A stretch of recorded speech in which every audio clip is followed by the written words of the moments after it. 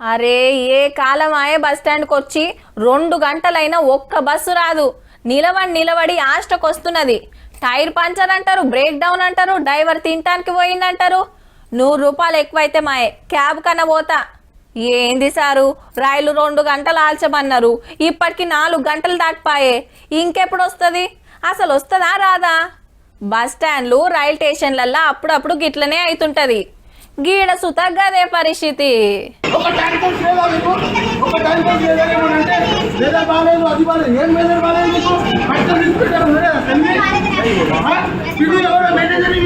శంషాబాద్ గాలి మోటార్ డిపోలా గట్టిగానే నడిచింది జగడం. ఇండిగో విమానాలు నడుస్తలేవు మరి. చలికి బొంత కప్పుకొని ముడుచుకున్నట్టే ఏడి ఆడ ఆగినాయట. ఇగేముంది, టికెట్లు బుకింగ్ చేసుకొని గంటల కమానం ఎదురు చూసి లొల్లి పెట్టిండ్రన్నట్టు.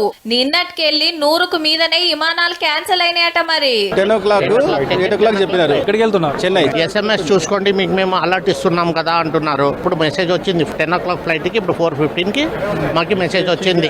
మనకాన్నే కాదు, దేశమంతటా అన్ని డిపోలల్లో ఇదే కథ.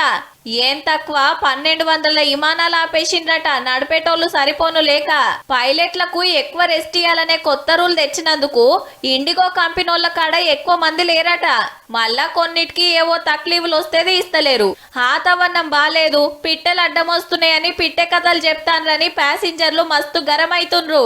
ఇంకింత మంది పైలట్లను తీసుకొని గాలి మోటార్లు తీయాలంటే ఇంకో రోజు పడుతుందట అల్కగా. గీ ముచ్చట తెలియక టికెట్లు బుక్ చేసుకున్నోళ్లకు పెద్ద పరేషాన్ మోపైనట్టేనబ్బా.